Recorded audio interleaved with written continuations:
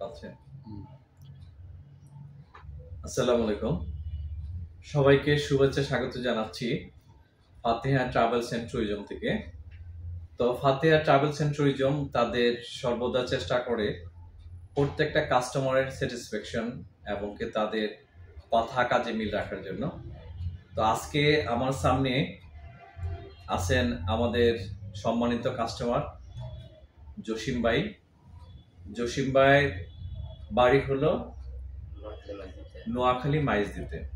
তো জসিম ভাই আমাদের ফেসবুকের অ্যাড প্রমোশন দেখে সেই ঢাকা থেকে সবকিছু বাদ দিয়ে তার যে আত্মবিশ্বাস সেটা নিয়ে আমাদের হেমায়তপুরে এসেছিল, এত দূরের একটা অফিসে। তো জসিম ভাইয়ের মুখ থেকে আমি শুনবো যে আপনার কোনো শেখানো কোনো কথা না, আপনি একদম আপনার মনের যে কথাটা, আপনি আমাদের এখানে আসার পরে আপনার সাথে যে আমরা কথা বলেছি, যে কাজ করেছি, এখানে কোনো ধরনের গরমিল পেয়েছেন কিনা, বা আপনার কেমন লাগছে আমাদের সাথে এই টোটাল জার্নিটা। আপনার হলো আগামী 11 তারিখে ফ্লাইট। তো এ পর্যন্ত আপনার সাথে আমরা যে কমিটমেন্ট করেছিলাম সেই সম্পর্কে আপনি কিছু বলেন। সাথে যে কথা বলছিলাম আমি সবগুলো আমি অ্যাগ্রিড হয়েছি, ঠিক আছে। যেভাবে টাইম দিয়েছিল ওই টাইমে আমি আপনার টাকা পয়সা লেনদেন ক্লিয়ার করেছি। যে টাইম দিয়েছি এর আগে আমি চলে যাচ্ছি।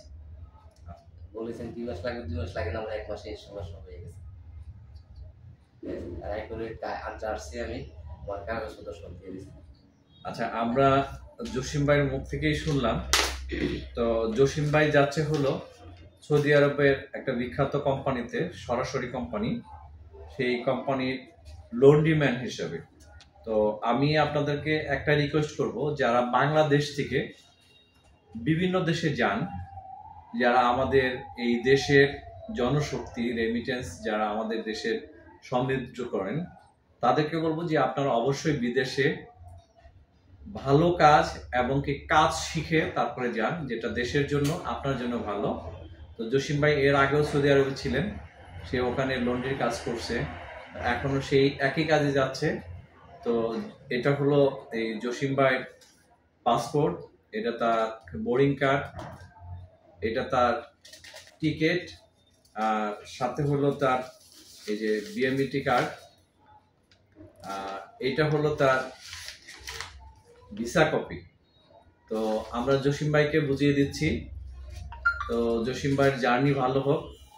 আমরা আগামী দিন আপনাদের আস্থা এবং বিশ্বাস নিয়ে ফাতেহা ট্রাভেলস এন্ড ট্যুরিজম যেন আপনাদের সাথে থাকতে পারে, আমাদের জন্য দোয়া করবেন।